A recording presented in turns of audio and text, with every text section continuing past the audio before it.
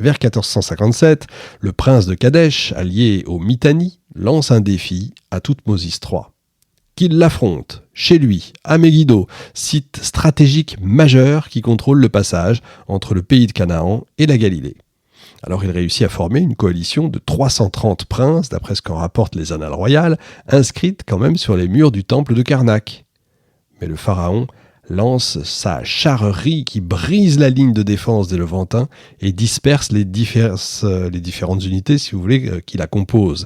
Les survivants se réfugient dans la forteresse de Megiddo. La ville se rend après un siège de 7 mois. C'est une victoire éclatante de Thoutmôsis III, selon les sources égyptiennes, qui marque le retour fracassant des Égyptiens au Levant. Bah oui, il ne fallait pas les appeler.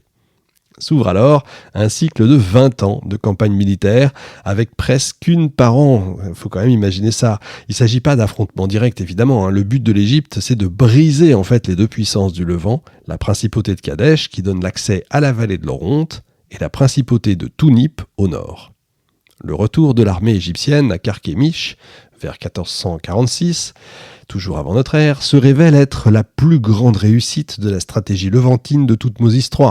Il en profite pour chasser encore une fois l'éléphant, comme son grand-père avant lui. L'an 33 du règne de Thoutmôsis III marque l'apogée de sa campagne militaire. Il conquiert la Syrie, le Liban et l'Irak. Les expéditions militaires au Levant permettent d'affirmer le pouvoir du roi nouvellement couronné, comme Thoutmôsis Ier ou Thoutmôsis III. Les victoires militaires des pharaons renforcent évidemment leur emprise sur l'armée. Elles sont surtout une nécessité de la politique intérieure égyptienne. La faiblesse des États levantins profite au nouveau maître du royaume du Nil qui s'impose par les armes et grâce aux richesses et à la gloire qu'offrent les victoires. La maîtrise de la Nubie et du Levant permet aux Égyptiens de drainer les matières premières comme les métaux précieux, les esclaves, le bois, le cuivre et l'étain et de pallier les pénuries imposées par le milieu oasien. Au sud, elles profitent au temple d'Amon, dirigé par le grand prêtre de Karnak, chef suprême des institutions religieuses, tandis qu'au nord, elles enrichissent les soldats et les membres de l'administration. Le règne de Thoutmôsis III voit alors l'émergence de notables et de fonctionnaires royaux. Mais c'est de cette époque que datent les premières attestations de la montée en puissance du royaume de Mitanni. Sauf que Thoutmôsis III ne parvient pas à imposer sa domination sur l'ensemble de la région. Trop loin du delta du Nil, elle demanderait un trop grand effort militaire. Malgré tout, l'élargissement de l'ère d'influence égyptienne jusqu'aux portes de l'Asie mineure érige l'Égypte comme l'une des principales puissances politiques de la Méditerranée et du Proche-Orient. Les Égyptiens constituent un véritable réseau commercial et diplomatique qui inclut Chypre, la Syrie et le royaume anatolien du Hatti. Ils concentrent leurs activités militaires et diplomatiques vers le nord, délaissant presque complètement le sud de l'Égypte et la Nubie. Son fils, Amenhotep II, monte sur le trône, lui, en 1427, toujours avant notre ère, ai-je besoin de le préciser. Il mène 3 campagnes militaires, entre 1424 et 18 avant notre ère, toujours dans la plaine de la Béka et la vallée de l'Oronte, dans le but toujours d'affermir l'ordre égyptien et sa puissance dans la région. Le roi se montre d'une extrême violence et d'une grande cruauté contre ce qu'on appellerait les rebelles. Il exécute comme ça 7 princes captifs à coups de masse, il pend les corps tête en bas à la proue de son bateau et au mur de Thèbes. Ensuite, il envoie le 7e corps à Napata, capitale du royaume de Couche, pour prévenir toute envie de rébellion. Lors d'une révolte dans le pays de Canaan, il fait brûler vif une partie des prisonniers. Cette cruauté effroyable a pour but évidemment d'impressionner les vassaux levantins et de montrer quelque part la force du pharaon. En 1418, la paix est signée entre l'Égypte et le Mitanni, affaibli par le royaume hittite. Les vaincus doivent présenter leurs hommages au pharaon et envoyer régulièrement des troupes qui se placent directement sous l'autorité du roi égyptien. Comme tribut, ils doivent livrer de l'or, de l'argent, du lapis-lazuli, des pierres fines, des chars, des chevaux, du bétail, etc. Pour renforcer ce traité de paix, le pharaon épouse plusieurs princesses levantines.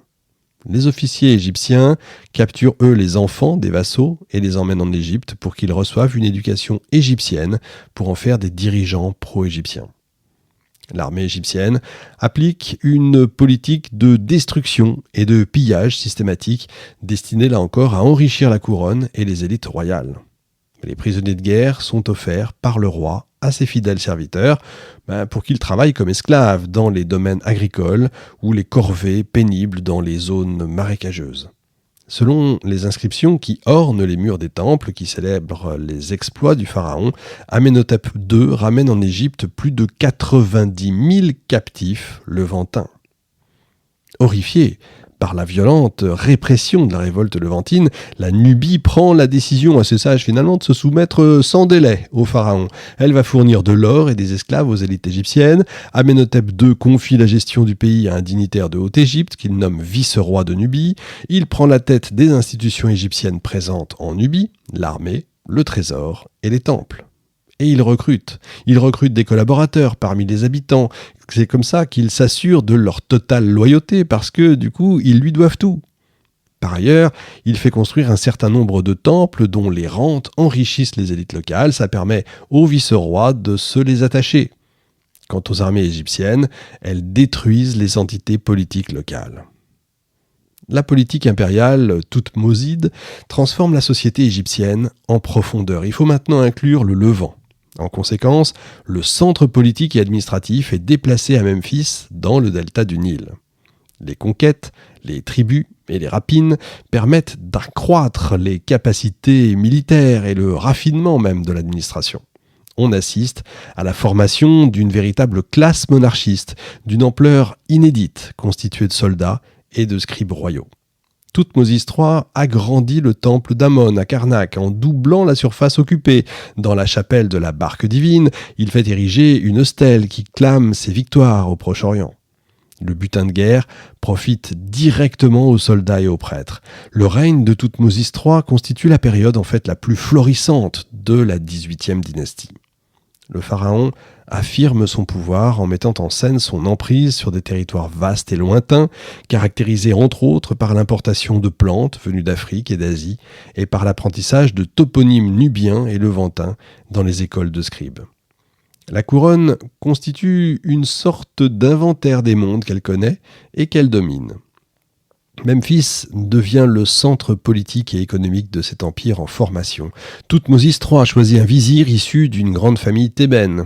Les administrateurs et les dignitaires royaux disposent de charges sacerdotales au sein du temple d'Amon, qui possède de vastes domaines agricoles, entretenus et exploités par des dizaines de milliers de travailleurs. C'est une énorme source de rente qui profite évidemment au roi et aux élites royales.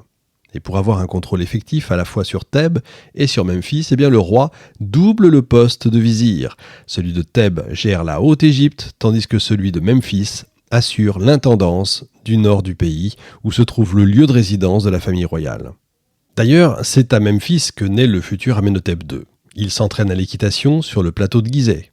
Et effectivement, c'est à cette période que le cheval et le char sont importés de Syrie avec leurs éleveurs lors de campagnes militaires qui vont travailler dans les tout nouveaux haras royaux. Les Levantins s'installent à Memphis pour travailler dans la charpenterie navale. Le caractère multiculturel de la société égyptienne est marqué aussi par l'introduction de divinités levantines comme Astarté, Baal, Orun ou encore Reshef qui bénéficient de sanctuaires sur le sol égyptien. Il bénéficie aussi de la faveur de la population égyptienne locale. L'essor des routes reliant l'Égypte au pays de Canaan permet la renaissance du delta oriental. Des navires venus du Levant viennent décharger leurs marchandises dans le port du delta. La guerre engendre l'essor d'une classe monarchiste constituée de soldats qui enrichissent grâce au butin de guerre, aux terres et aux esclaves octroyés en récompense par le pharaon. Ils peuvent comme ça acheter ou aménager de vastes domaines agricoles. Ils deviennent des notables locaux par le biais de promotions sociales. Citons en exemple le scribe royal Minmès, chargé de collecter les tribus, qui reçoit 150 esclaves en récompense de ses bons et loyaux services. Ces nouveaux dignitaires constituent le cœur d'une classe monarchiste toujours plus puissante, liée directement à la couronne et totalement indépendante des institutions religieuses locales. Elle constitue le principal soutien politique de la monarchie tout au long de la deuxième moitié du deuxième millénaire. Il peut même être gouverneur des princes royaux, comme Min, précepteur d'Amenhotep II. Le roi devient le chef de la grande maison, Pera, à laquelle appartiennent les militaires et les administrateurs royaux. C'est d'ailleurs l'origine du mot pharaon. La grande maison réunit le roi et ses soldats qui se plaisent à raconter leurs exploits, base d'une véritable culture populaire publiée dans les cercles élitaires sous la forme de contes plus ou moins fantaisistes. Pour les Égyptiens de l'époque, la traversée de l'Euphrate soulève un enthousiasme comparable à celui du débarquement du 6 juin 1944. Cet événement frappe l'imagination de leurs contemporains et se transmet de génération en génération. Les grandes conquêtes du XVe siècle prennent fin après la mort d'Amenhotep II. Mais où situer en fait le nouveau centre du pays ? À Thèbes ou à Memphis ? Et comment renforcer les liens unissant le roi et ses serviteurs, soldats et administrateurs et artisans royaux qui n'ont jamais été aussi nombreux ? Le petit-fils d'Amenhotep II, Amenhotep III, installe sa capitale à Memphis. Il mène quelques campagnes au Proche-Orient, mais se lance vite dans une multitude de chantiers monumentaux dans tout le pays. Il se fait bâtir un vaste complexe palatial à Médine Abou, sur la rive gauche du Nil, en face de Thèbes, le fameux palais de Malkata.